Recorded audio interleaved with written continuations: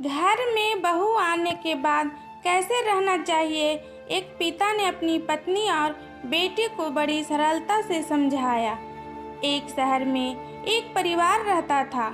उस परिवार में एक लड़का और उसके माता पिता रहते थे।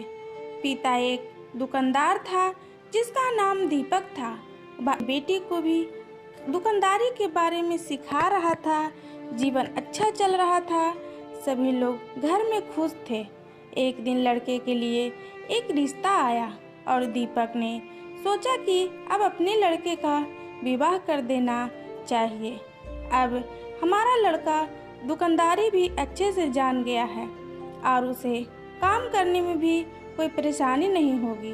दीपक कुछ सरल स्वभाव का व्यक्ति था और उसकी पत्नी थोड़े पुराने विचार और चिड़चिड़े स्वभाव की थी। दीपक की पत्नी ने कहा कि हमें सोच समझकर ही रिश्ता करना चाहिए। हमें पहले देख लेना चाहिए, तभी आगे बढ़ना चाहिए। दीपक ने अपनी पत्नी से कहा कि अब तुम्हें अपने व्यवहार में बदलाव लाना होगा।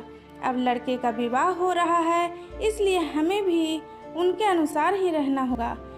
पत्नी ने कहा कि मैं क्यों अपना व्यवहार बदलूं, मैं तो बिल्कुल सही हूँ। दीपक बहुत ही समझदार था। उसने अपनी पत्नी से कहा, मेरी बात ध्यान से सुनो।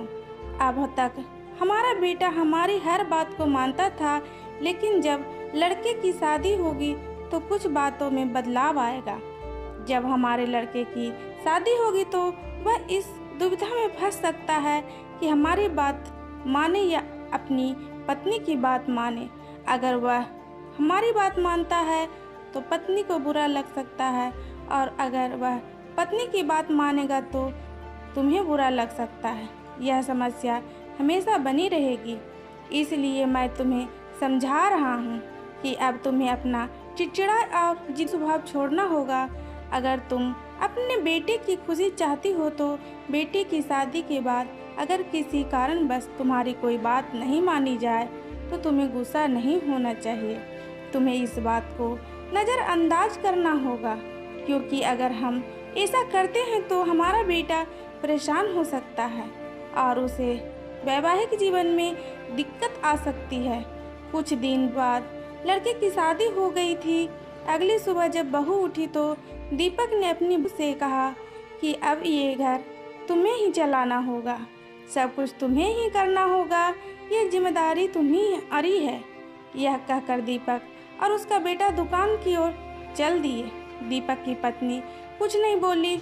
उस दिन रात को खाना बहू ने बनाया और उस खाने में नमक अधिक पड़ गया था। जब दीपक और उसका बेटा दुकान से वापस आकर खाने पे बैठा तो पहला निवाला दीपक ने खाया और उसे नमक तेज लगा, पर वो कुछ नहीं बोला। और फिर बेटे ने खाया शुरू किया।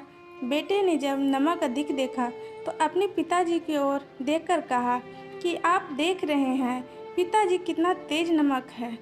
बेटा जैसे ही अपनी पत्नी से कुछ कहने को हुआ तो दीपक ने बेटे से चुप रहने को कहा और बोल कि कुछ भी कहने की ज़रूरत नहीं है, चुपचाप खा लो।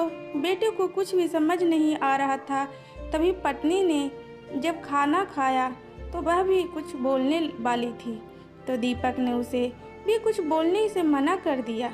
जब खाना समाप्त हो गया तो सभी लोग खड़े हो गए और दीपक बाहर टहलने चला गया। पिताजी के पीछे लड़का भी चला गया।